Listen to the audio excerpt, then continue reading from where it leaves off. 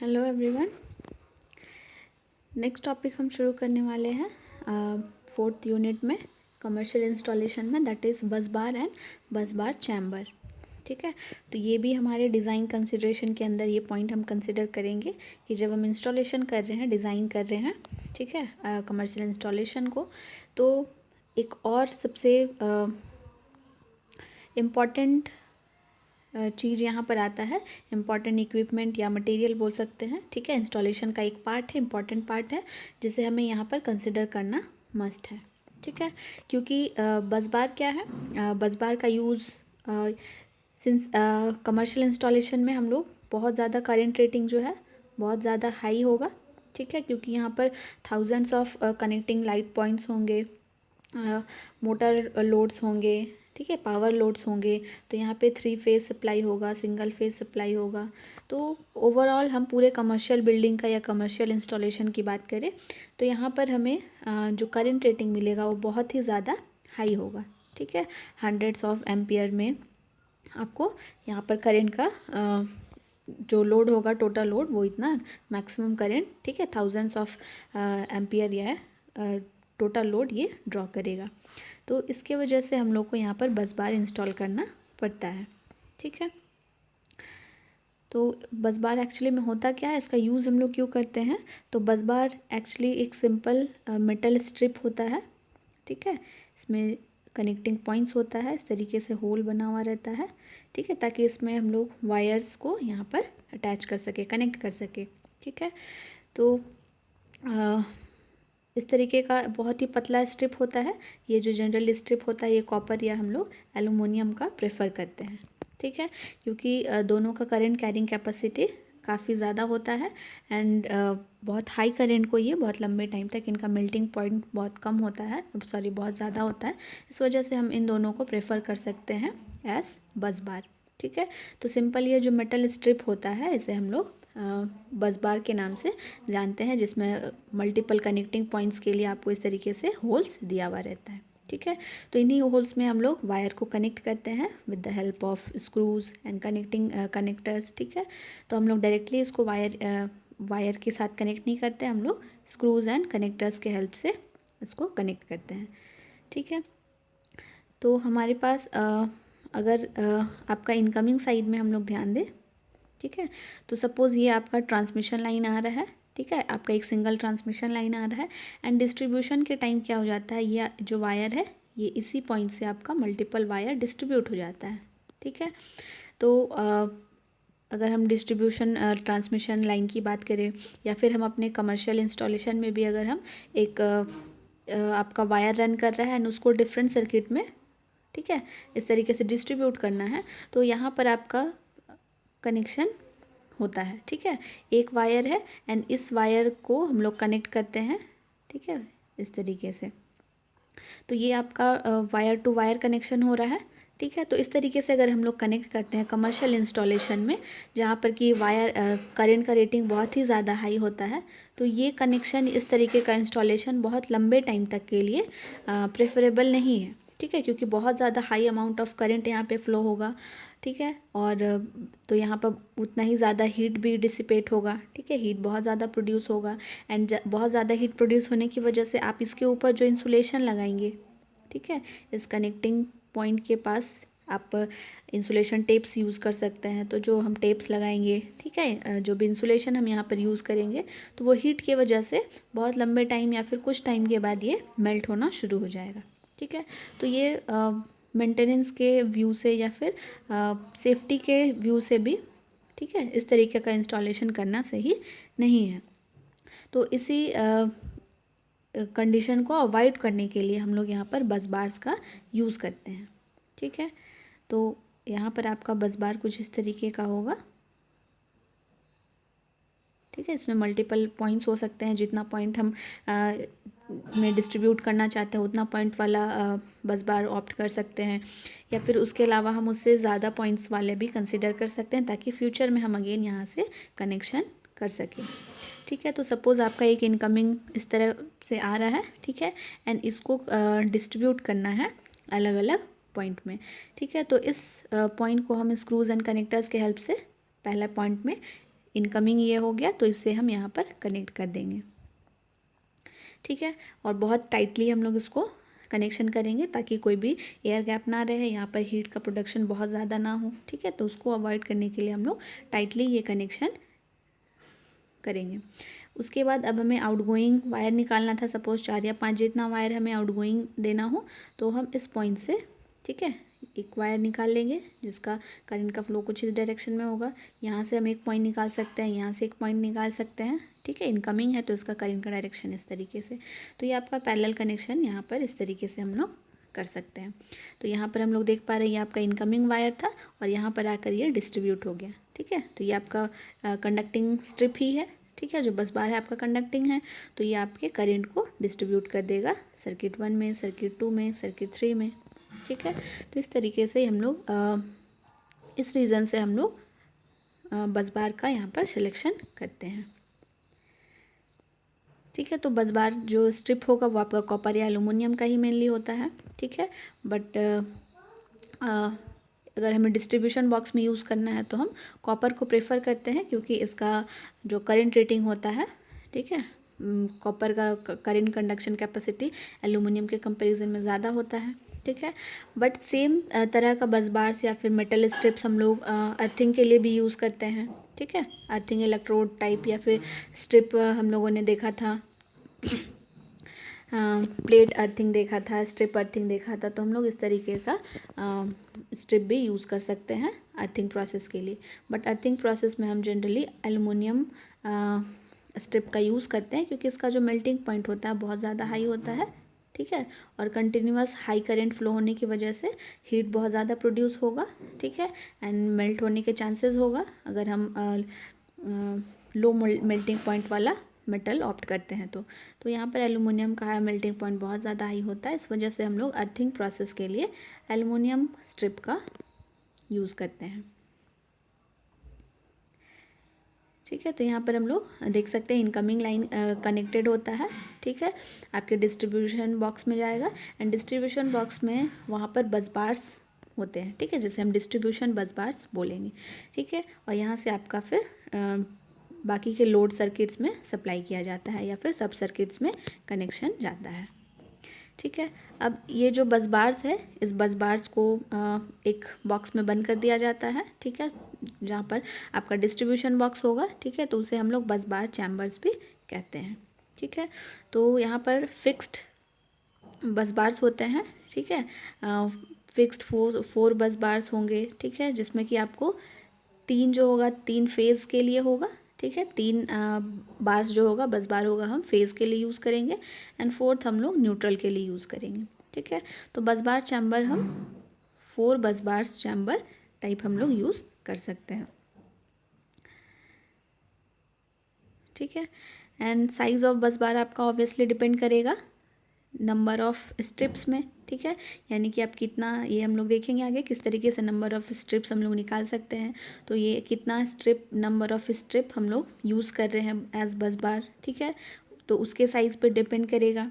ठीक है, बस बार का चैम्बर, साथ ही साथ number of rating of switches to be mounted on it. ठीक है, तो हमारे बस बार चैम्बर में जो हम कनेक्शन कर रहे हैं एंड उसका जो उसके साथ जो आपका स्विचेस लगा होगा। ठीक है, तो स्विचेस का रेटिंग क्या है। ठीक है, तो वो भी आपके करंट रेटिंग पे डिपेंड करेगा। तो मेनली आपका बस बार चैम्बर भी करंट रेटिंग पे डिपेंड करने वाला है, क्योंकि हम जो सिलेक्शन करेंगे बस बार का, ठीक है, वो भी आपका करंट रेटिंग पे डिपेंड करेगा। तो बस बार चैम्बर का सिलेक्शन हम करंट रेटिंग के अकॉर्डिंगली कर सकते हैं। तो यहाँ पर कुछ फिगर दिखाया गया है इस तरीके का। ठीक है, यहाँ से आपका इनकमिंग मेन स्विच होगा, एंड ये आपका चैम्बर होगा, सॉरी स्ट्रिप होगा। ठीक है, बस बार होगा, एंड बस बार से हम मल्टीपल पॉइंट्स यहाँ पर कनेक्ट कर सकते हैं। ठीक है,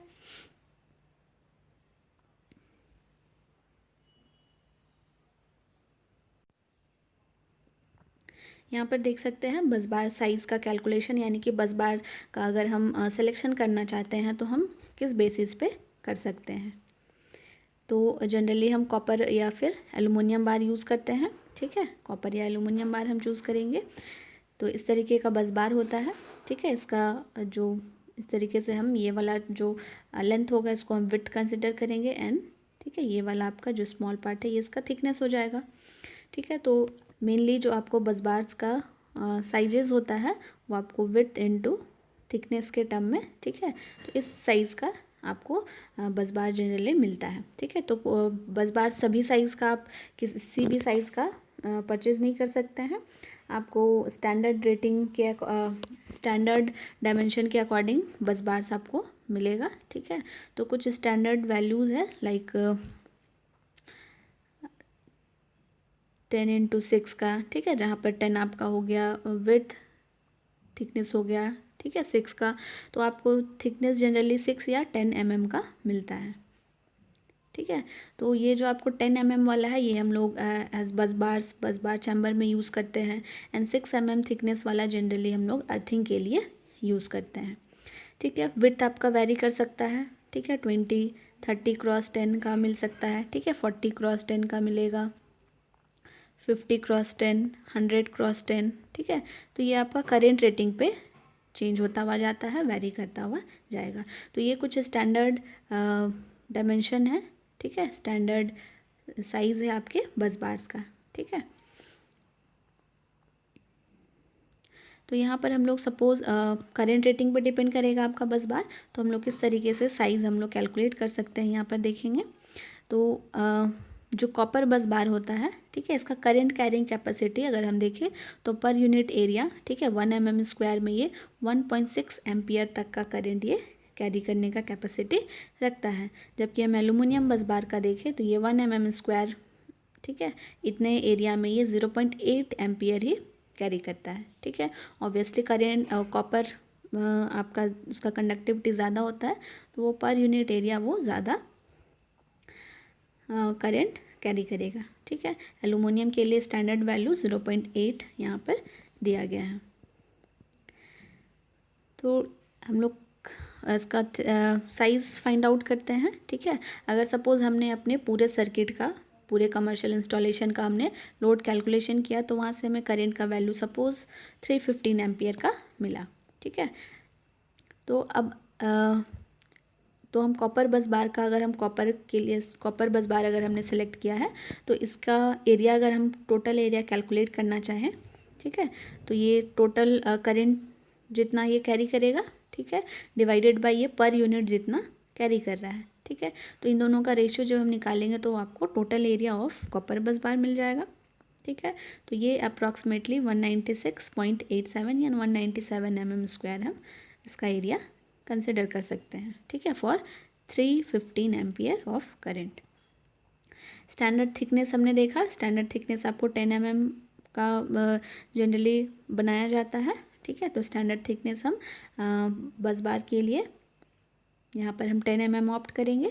ठीक है, अर्थिंग प्रोसेस के लिए हम 6 mm लेते हैं, बट यहाँ पर हमें बस बार बनाना है तो हम 10 mm का लेंगे। ठीक है, स्टैंडर्ड थिकनेस। अब हमें एरिया मालूम है, ठीक है, एंड विड्थ हमें मालूम है, सॉरी थिकनेस हमें मालूम है, ये थिकनेस होगा। ठीक है, तो यहाँ से हम विड्थ का वैल्यू निकाल लेंगे। ठीक है, एरिया डिवाइडेड बाय थिकनेस, तो आपको ये around 19.68, that is around, round of करेंगे तो 20 mm के अप्रॉक्स आपको मिलेगा।